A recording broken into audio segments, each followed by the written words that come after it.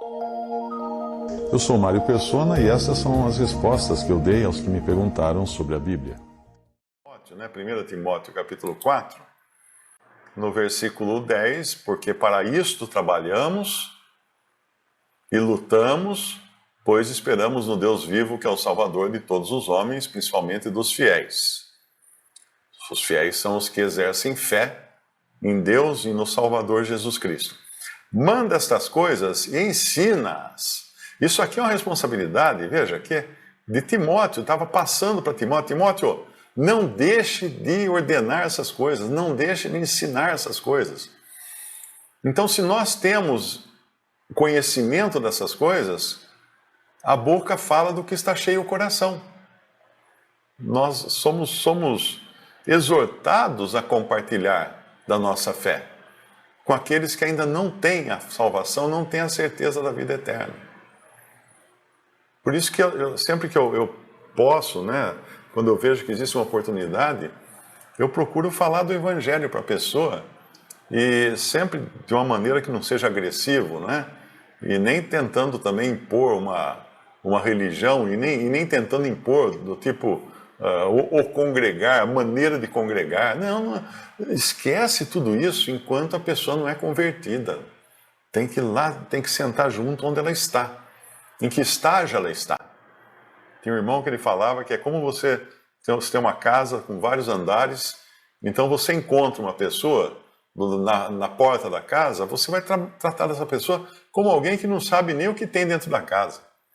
Esse é incrédulo, totalmente incrédulo. Daí você descobre que ele sabe o que tem na casa, então você o convida para a sala. E na sala, no térreo, né, você convida para o térreo. No térreo você vai falar das coisas básicas, fundamentais da fé cristã, do Evangelho, certeza da salvação e tudo mais. Quando você percebe que ele agora está entendendo essas coisas, aí você convida para ir no segundo andar, ou no terceiro, ou no quarto, ou no quinto. Ou seja, não queira queimar etapas e já chegar lá em cima e querer passar para ele doutrinas profundas, coisas do arco da velha, que não vai entender nada, vai entrar por um lado, vai sair pelo outro. Não vai saber do que está falando.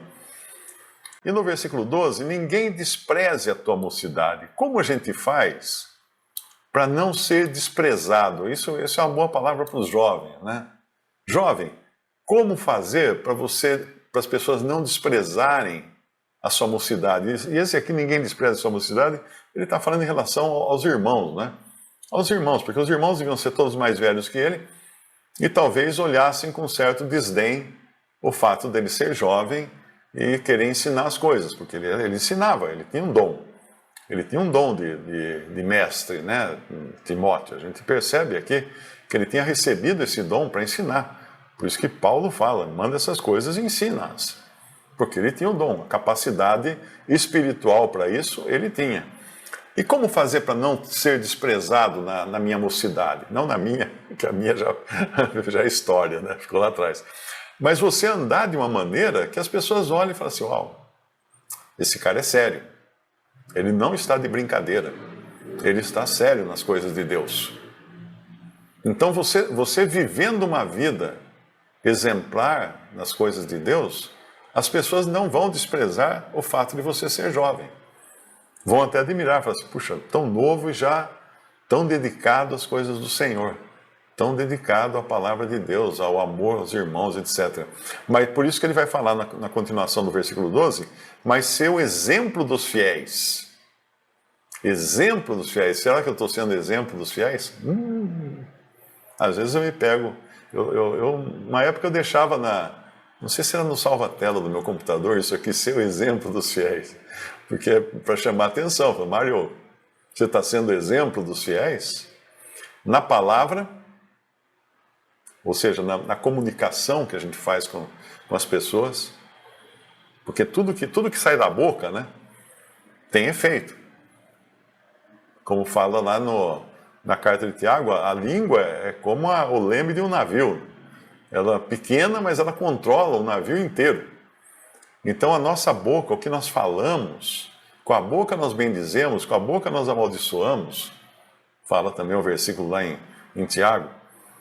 Então, ser exemplo dos fiéis na palavra, no trato. O que é ser exemplo no trato? Na maneira de se comportar. Hoje eu parei, ontem, acho que foi ontem, eu parei no estacionamento do supermercado, tal, fui comprar uma coisa. Quando eu voltei, tem assim a porta, né, de vidro e dá para a garagem do estacionamento. Então, quando eu fui sair pela porta, tinha um motorista dando ré e saindo da vaga em que ele estava parado. Era uma vaga para idoso. E ele dando ré, e aí tem um senhor do meu lado que ele foi fazer que ia atravessar. Eu falei, não, espera aí que ele está dando ré. Ah, eu não sei por que eu fui falar isso para ele. Esse cara é burro, que motorista, que não sei o quê. Por que tem que parar aqui, bem na porta aqui? Por que não para longe? Eu só deixo o carro longe, eu deixo na vaga lá longe, para não atrapalhar nada aqui. Mas o cara ficou falando todos os lagartos e cobras e lagartos do motorista que ele tem que dar ré para sair da vaga. Não tem jeito, você tem que dar ré para sair da vaga. E o cara criticando, eu pensei assim, imagina viver com um sujeito desse. Esse homem aí dá azia em Sorrisal, porque só reclamação, só queixa, só... Ninguém despreze a tua mocidade e ser exemplo dos fiéis na palavra, no trato, no amor. O amor é o combustível do trato. O amor é o combustível da sua maneira de ser e de agir. É o amor. Eu postei até no Twitter, porque às vezes as pessoas me cobram, né? Você está seguindo fulano de tal lá, como é que você segue um cara desse, né? Eu explico, eu sigo, porque como eu publico todos os dias alguma mensagem do Evangelho, algum vídeo ou alguma mensagem, eu quero que essas pessoas saibam que eu existo e talvez elas consigam ver uma mensagem minha do Evangelho. Hoje, inclusive, eu comecei a seguir um Zé Dirceu, aquele que manda lá no PT, porque eu vi que eu não seguia ele. Eu comecei a seguir. Não sei se ele vai me bloquear, se ele vai me seguir ou não. E também tem pelo fato de, quando eu viajava muito, né, no aeroporto, em muito lugar as pessoas ficavam me encarando assim, brava, né? Daí que eu saquei. Daí teve gente que chegou a falar comigo assim, você parece o Zé Dirceu, você é a cara do Zé Dirceu. Bom, a cara, o coração não, mas a cara pelo menos devo ser parecido, né? Porque eu quero que a pessoa escute o Evangelho. Por que eu trabalho? Aqui está aqui, ó. Porque para isso trabalhamos e lutamos. Nós estamos vendo agora, nesses dias, aquelas manifestações pacíficas, né? O pessoal nas portas dos quartéis, tomando chuva, passando frio, torcendo para que as coisas não vão do jeito que parecem que estão indo, né? E eu fico pensando, puxa, essa gente toda, com todo esse esforço, para 4 anos de governo, porque daí acaba, daí vem outro. Se vier outro, se não vier... Nós não devemos trabalhar e nos esforçarmos e lutarmos para coisas finitas assim, coisas passageiras assim. Nós devemos lutar, trabalhar para as coisas que têm a ver com o Deus vivo no céu, o Senhor. Então o esforço do cristão é vão. Tem um versículo que fala, no Senhor o vosso trabalho não é vão. Em todas as outras coisas ele pode ser bom para um pouquinho. É que nem exercício físico que ele fala aqui, né? O exercício físico, exercício corporal, para pouco aproveita. Aproveita, mas é para pouco. Mas a piedade para tudo é proveitosa. Então que bênção que podemos viver mais voltados à piedade. É claro que em muitas coisas nós temos que lutar, que trabalhar, que nos esforçarmos para botar o prato, o feijão na mesa, né? Mas passou disso, não vamos gastar fosfato com as coisas que a gente sabe que são passageiras, que vão só durar até a esquina ali, não vão durar mais que isso. E depois ele vai falar, depois que fala do amor, né? No espírito, esse no espírito aqui é na disposição. Na disposição, ser exemplo dos fiéis na palavra, no trato, no amor, no espírito. Vou dar um exemplo. Quão animado eu fico quando vai ter um jogo do Brasil, por exemplo. Não é? Eu não gosto de futebol, mas vamos fazer de conta. Eu fico animado. Vai ter jogo do Brasil, o Brasil vai ganhar, não sei o quê, né? Mas quão animado eu fico para ir à reunião, para escutar a palavra de Deus, para conversar sobre as coisas do Senhor.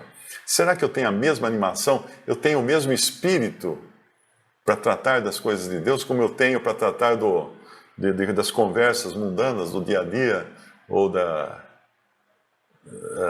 do que vai acontecer no jogo de futebol, na Copa do Mundo, na política, né? Então, no amor, no espírito, na fé, esse na fé aqui pode ser lido também como na fidelidade, na fé, na pureza. Pureza tem a ver com guardar-se puro, né, das coisas do mundo, das contaminações do mundo. E o versículo 13 nos mostra um exercício também, né? Ele está falando tudo aqui, ele está falando desse exercício. Esse exercício que não é corporal, não é físico, mas é exercício na piedade. Persiste em ler, exortar e ensinar. A ordem é essa. Às vezes você encontra algum irmão novo aí que ele persiste em ensinar e exortar sem ler. Ele nunca leu a Bíblia e já quer ensinar, já quer exortar. A ordem é essa, persiste em ler, persiste em exortar. Por que exortação vem antes de ensinar? Porque você pode, às vezes, exortar baseado na sua experiência de vida, por exemplo, né? Então você pode exortar alguém que está fazendo besteira aí no trabalho, que está errando na maneira de tratar as pessoas e tal. Agora, a doutrina eu só posso ensinar se eu conhecer. Por isso que eu tenho que ler. Ler, exortar e ensinar, nesta ordem. Até que eu vá, é o que termina o Paulo falando no versículo aqui. E no versículo 14, não desprezes o dom que há em ti, ele tinha um dom, o qual te foi dado por profecia, com a imposição das mãos do presbitério. Como que o dom foi dado por profecia?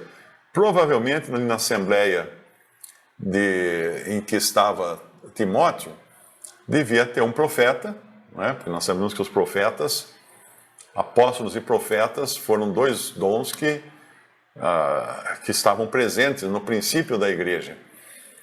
Então ele pode, se profeta, não que o profeta tenha dado o dom, mas ele pode ter comunicado o dom que Timóteo recebeu do Espírito Santo. Porque o profeta não tem poder de dar dom para ninguém.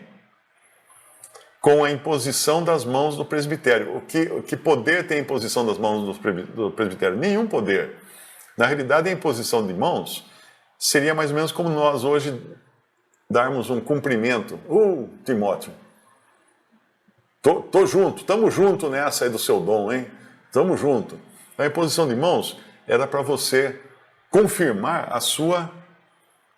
que você estava concorde com aquela situação em que ele tinha sido colocado agora para exercer o seu dom. Ok?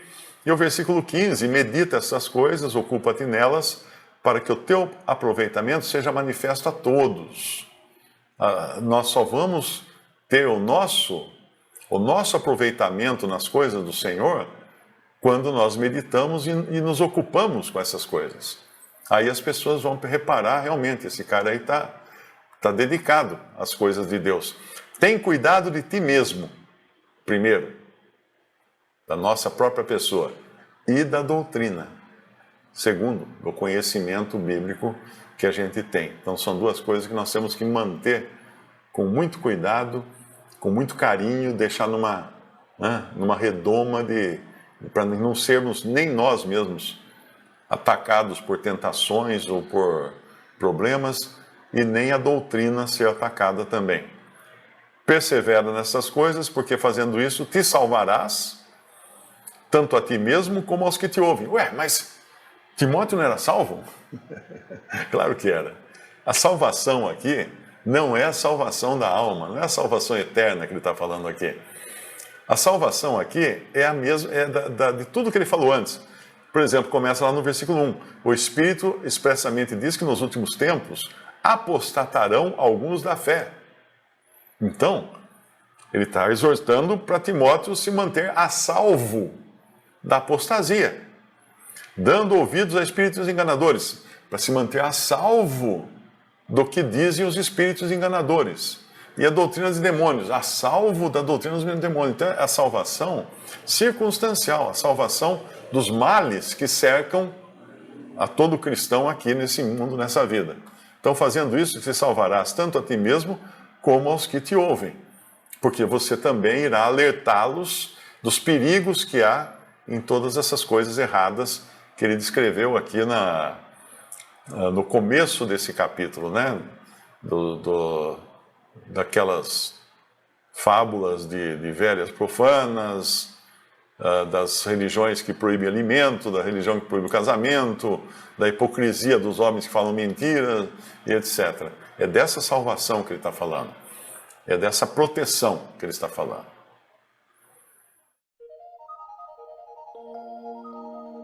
Visite o canal Respondidas no YouTube. Também respondi.com.br e 3minutos.net. Baixe os livros e o aplicativo.